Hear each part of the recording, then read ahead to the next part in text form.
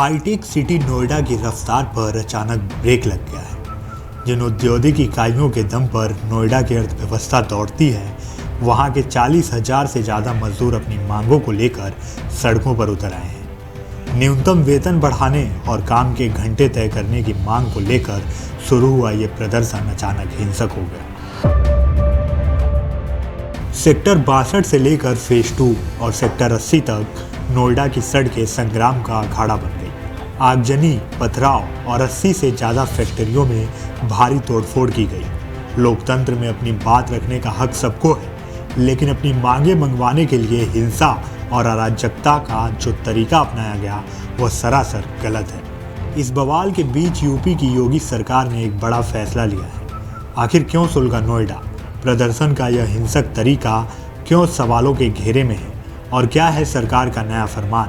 सब कुछ हम आपको बताएंगे इस खास रिपोर्ट में। 13 अप्रैल 2026 की सुबह नोएडा के अलग अलग इंडस्ट्रियल सेक्टर्स में रोज की तरह काम शुरू होने वाला था, लेकिन अचानक नज़ारा बदल गया। सेक्टर 62, 63, सेक्टर 80, सेक्टर 57 और फेज 2 जैसे प्रमुख औद्योगिक इलाकों में करीब 40 से 45 हज़ार मजदूर काम छोड़कर सड़कों पर जमा हो गए। कुछ ही घंटों में इस महाप्रदर्शन ने पूरे नोएडा को थाम दिया। इस भारी आक्रोश की वजह थी रोटी और रोजगार की शर्तें।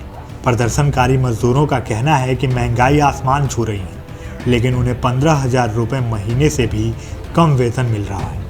उनकी मुख्य मांगे हैं न्यूनतम वेतन में सम्मानजनक बढ़ोतरी की जाए, काम के घंटे 12 की बजाय 8 घंटे तय की जाए, ओवर टाइम के लिए सही भुगतान और काम करने की स्थिति बेहतर की जाए। मजदूरों की मांगे अपनी जगह जायज़ हो सकती हैं, लेकिन प्रदर्शन का जो हिंसक तरीका अपनाया गया वो पूरी तरह से गलत और निंदनीय है। जिन फैक्ट्रियों में मजदूर अपनी परिवार की रोजी रोटी कमाते हैं, उन्हीं मशीनों को तोड़ना और उनमें आग लगाना आखिर किस तरह का समस्या का हल है? इस तोड़फोड़ ने न सिर्फ उद्योगों का करोड़ों रुपयों का भारी नुकसान हुआ है, बल्कि खुद मजदूरों के रोजगार पर भी संकट आ गया है। जब फैक्ट्रियां ही जल जाएंगी या बंद हो जाएंगी तो काम कहां मिलेगा और वेतन कहां से आएगा? उद्योगपतियों और प्रशासन का स्पष्ट मानना है कि हिंसा से कभी हक नहीं मिलता, बल्कि इससे बातचीत के रास्ते और भी जटिल हो जाते हैं। पुलिस ने बातचीत से मामला सुलझाने की कोशिश की, लेकिन भीड़ हिंसक हो गई। सेक्टर 80 और फेज 2 में उपद्रवियों ने पुलिस की गाड़ियों पर जमकर पथराव किया। नोएडा पुलिस कमिश्नर के मुताबिक इस पूरी हिंसा के पीछे एक सोची समझी साजिश हो सकती है। अंदेशा है कि शांतिपूर्ण प्रदर्शन के बीच कुछ बाहरी असामाजिक तत्व घुस आए, जिन्होंने जानबूझकर माहौल को बिगाड़ा ताकि अराजकता फैलाई जा सके। पुलिस सीसीटीवी के जरिए इन उपद्रवियों की पहचान कर रही है। एक तरफ हिंसा का दौर था तो दूसरी तरफ लखनऊ में सरकार अलर्ट मोड पर थी। मामले की गंभीरता को देखते हुए उत्तर प्रदेश के मुख्यमंत्री योगी आदित्यनाथ ने देर रात एक हाई पावर कमेटी की सिफारिशों को मंजूरी दे दी और मजदूरों के न्यूनतम वेतन में करीब 21% की बढ़ोतरी का ऐलान कर दिया। नोएडा गाजियाबाद के लिए नए वेतन की दरें अकुशल श्रमिक 11,313 रुपये से बढ़ाकर 13,690 रुपये प्रति माह, अर्धकुशल श्रमिक 15,059 रुपये प्रति माह, कुशल श्रमिक 16,868 रुपये प्रति माह।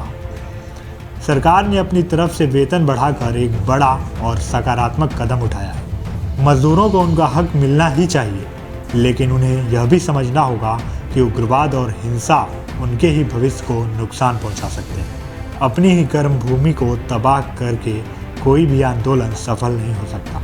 अब सवाल यह है कि आंदोलन को हिंसक बनाने वाले वो चेहरे कौन थे? क्या इंडस्ट्री और मजदूरों के बीच यह गतिरोध अब पूरी तरह खत्म हो जाएगा?